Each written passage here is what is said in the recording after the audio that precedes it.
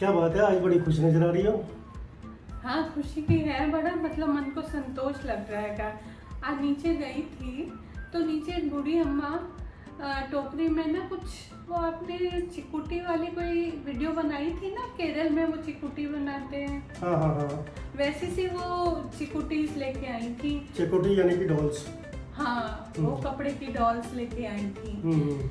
तो 10 रुपए की बेच रही थी।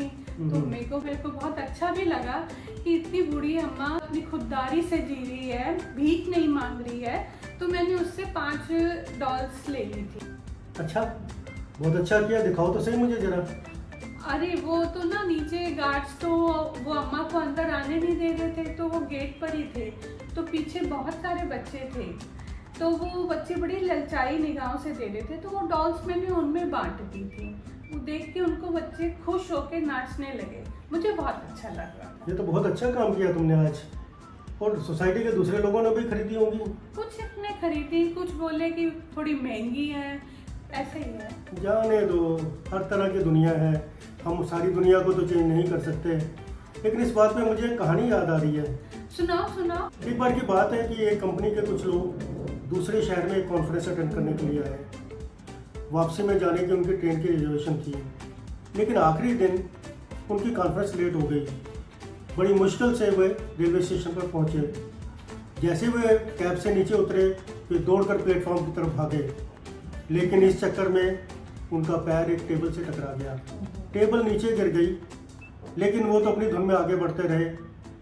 परंतु उनके एक साथी ने देखा कि वो टेबल एक फलों की टोकरी पे गिर गई है। टोकरी उलट गई थी और फल चारों तरफ ज़मीन पर फैले हुए थे, और एक अंधी बच्ची अपने छोटे छोटे हाथों से उनको इकट्ठा कर रही थी।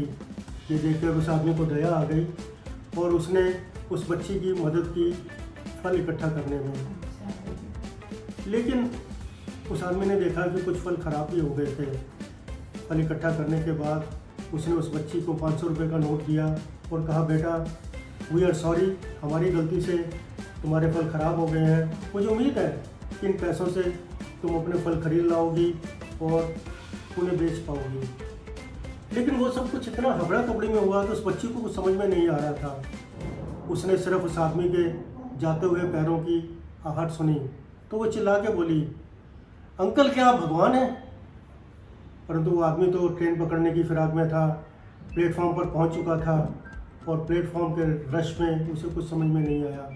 बस उसे तो ये था कि मैं ट्रेन पकड़ लूं और अपने छोटे छोटे बच्चों से जल्दी मिल लूं।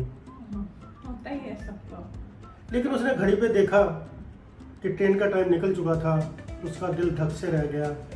उसको लगा कि आज तो मेरी ट्रेन छूट गई। परंतु 1 मिनट बाद अनाउंसमेंट हुई कि उनकी ट्रेन आधा घंटा लेट हो गई है। ये देख के उसकी खुशी का कोई पारावार नहीं रहा, और 1 मिनट के बाद उसकी ट्रेन प्लेटफॉर्म पे धीरे धीरे आ रही थी।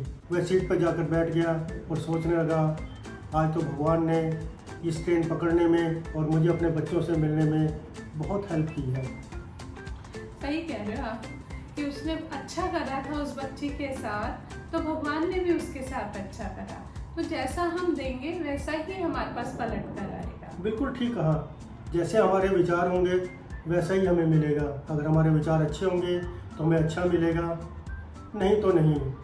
Hope you like this story. If yes, then please press like and share button and subscribe to my channel. Don't forget to press bell icon to know about my upcoming videos. Thanks for watching this video.